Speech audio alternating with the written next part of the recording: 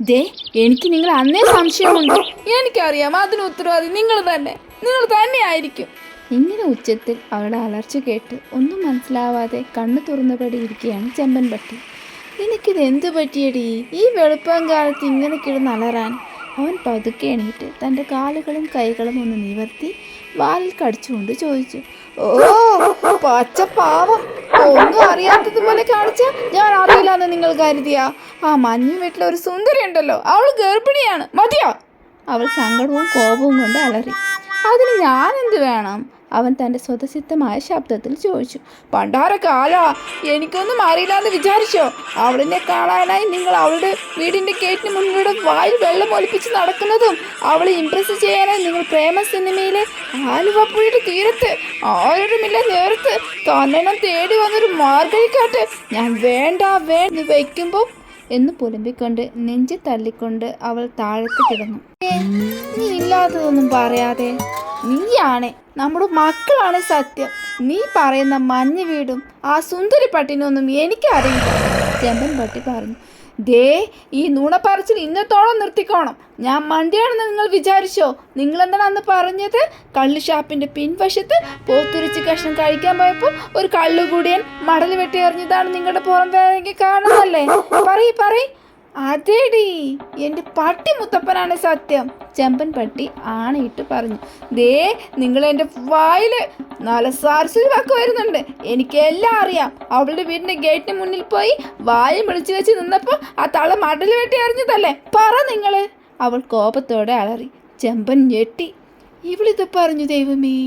അവൻ ഇടം കണ്ണിട്ട് തൻ്റെ അടുത്ത് കിടന്നുറങ്ങുന്ന തൻ്റെ പുന്നാരാളിയനായ കറുമ്പൻ പട്ടിയെ നോക്കി. ഞാനൊന്നും അറിഞ്ഞില്ല രാമനാരായണ എന്ന ഭാവത്തിൽ കറുമ്പൻ തിരിഞ്ഞു കിടന്നു. എന്നാലും എൻ്റെ ആളിയാ, എനിക്കിട്ട് തന്നെ നിൻ്റെ ഇത് വേണം, നിൻ്റെ ഒരു ഇത്. നീ വാ, എനിക്കൊരു എല്ലിൻ കഷ്ണം വേണമെന്ന് പറഞ്ഞിട്ട്. ഇങ്ങനെ പെറുപെറുത്ത് ചെമ്പൻ കറുമ്പനെ നോക്കി. കറുമ്പൻ കണ്ണു തുറന്ന് വേഗം കണ്ണടച്ച് ഒന്നും അറിയാത്ത പോലെ തിരിഞ്ഞു കിടന്നു. ദൈവമേ, അന്ന് ചേച്ചിയുടെ കയ്യിൽ നിന്നും ചിക്കിലി അടിക്കാൻ അണ്ണനെ ഒന്ന് ഒറ്റ കൊടുത്തതാ. ഇതിപ്പോൾ പാരായല്ലോ, അണ്ണൻ എന്നെ കൊല്ലും. മനസ്സിൽ പിറുപിറുത്ത് കറുമ്പൻ കണ്ണുകൾ മുറുക്കി അടച്ചു. ദുഷ്ടൻ, ഇങ്ങനെയുണ്ട് ഒരു കോഴി. ഞാനൊന്ന് പെറ്റെണ്ണിട്ടപ്പോഴേക്കും അടുത്തതിന് വായി നോക്കാൻ പോയിരിക്കുന്നു. ഇങ്ങനെ പിറുപിറുത്ത് കറുമ്പി തൻ്റെ മക്കൾക്ക് പാല് കൊടുത്ത് ചെമ്പനെ രൂക്ഷമായി നോക്കി. ആ ചേച്ചി എന്നോട് പറഞ്ഞില്ലെങ്കിൽ എന്തായിരിക്കും എൻ്റെ അവസ്ഥ? അവൾ മോങ്ങിക്കൊണ്ട് പറഞ്ഞു. ഏത് ചേച്ചി? ആ ആസ്റ്റികരം പിടിച്ച് തള്ള, അതിന് ഇതേ പണിയാണ്.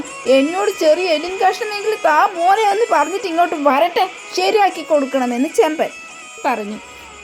നീ ഒന്ന് അടങ്ങ്, അവള് പ്രസവിക്കുമല്ലോ, അപ്പോഴറിയാം കുഞ്ഞുങ്ങളുടെ താന്ത ആരാണെന്ന് എന്ന് പറഞ്ഞ് ചെമ്പൻ തീറ്റ തേടിപ്പോയി. കറുമ്പി പെറുപെറുത്ത് കണ്ണീർ വാർത്തുകൊണ്ട് അവിടെ തന്നെ കിടന്നു. അളിയാ നിൽക്ക്, ഞാനും വരുന്നുണ്ട് എന്ന് പറഞ്ഞ് കറുമ്പനും എണീറ്റ് ഓടി. അങ്ങനെ മാസങ്ങൾ കടന്നുപോയി. തൻ്റെ ഭർത്താവിൻ്റെ ഉച്ചത്തിലുള്ള വിളി കേട്ടാണ് കറുമ്പി കണ്ണു തുറന്നത്. എൻ്റെ പട്ടി മുത്തപ്പ, ഇങ്ങേർക്ക് വട്ടായോ?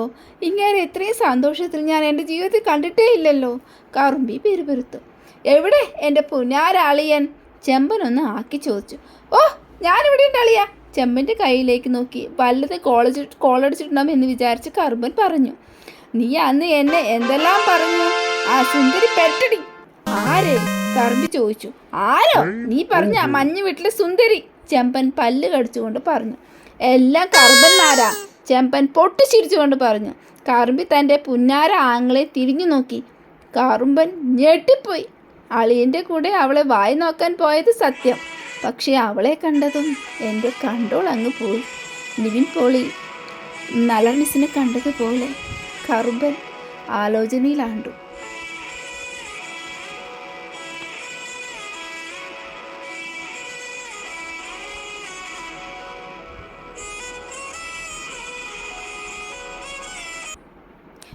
എന്നാലും എൻ്റെ ആളിയാ, എന്നോടിത് വേണമായിരുന്നു.